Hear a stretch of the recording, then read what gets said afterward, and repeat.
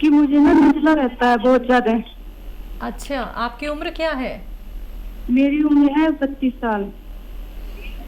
जी। देखिए, अगर नज़ला पुराना, खांसी पुरानी, छींके, बलगम ये पुराना है तो एक बहुत पुराना नुस्खा जो बड़ा कामयाब भी होता है।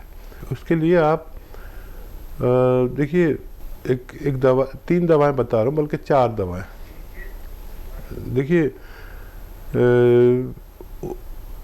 उन्नाब ये एक दवा का नाम है।